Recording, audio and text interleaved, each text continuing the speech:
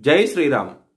2022 నుంచి 2024 వరకు మొత్తం 15 ప్రెడిక్షన్స్ అనేవి ప్రూవెన్ అయ్యాయి. ఆ 15 ప్రెడిక్షన్స్ అనేవి కింద డిస్క్రిప్షన్లో ఇస్తున్నాను. అవి నిజమా కాదా అనుకుంటే కనుక మీరు ఆ డిస్క్రిప్షన్లో ఆ వీడియో లింక్ ఓపెన్ చేసి చూడండి. ఫర్ ఎగ్జాంపుల్ 2024లో మహారాష్ట్ర ఎలక్షన్స్లో బీజేపీ అలయన్స్ వస్తుందని చెప్పడం జరిగింది. అది నిజంగానే జరిగింది. మహారాష్ట్ర ఎలక్షన్స్లో బీజేపీ అలయన్స్ రావడం జరిగింది. ఆ వీడియో నేను డిస్క్రిప్షన్లో ఇచ్చాను. ఇది మీరు చూసుకోండి. నిజమైతేనే నా ఛానల్ సబ్స్క్రైబ్ చేసుకోండి.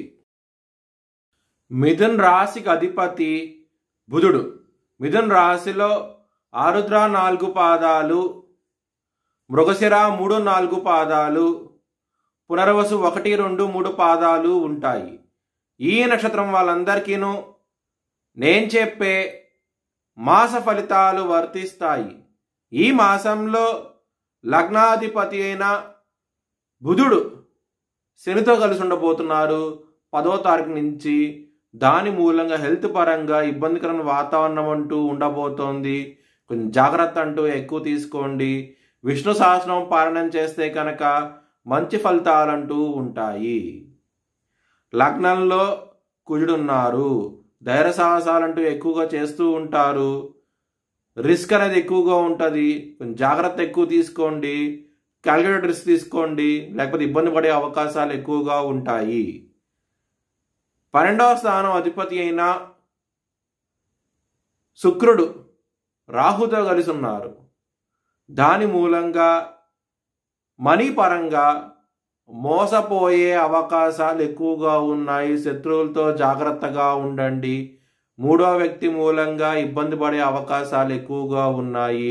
కోర్టు కేసులు ఉంటాయి కనుక మీకు వ్యతిరేక తీర్పు వచ్చే అవకాశం ఎక్కువగా ఉన్నది. ఈ మాసంలో లలితా సహస్రం పారాయణం చేయండి. మంచి ఫలితాలంటూ ఉంటాయి.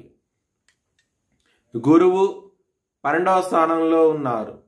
దాని మూలంగా మీకు విదేశాలు వెళ్ళాలనుకుంటే కనుక చాలా మంచి ఫలితాలంటూ ఉంటాయి.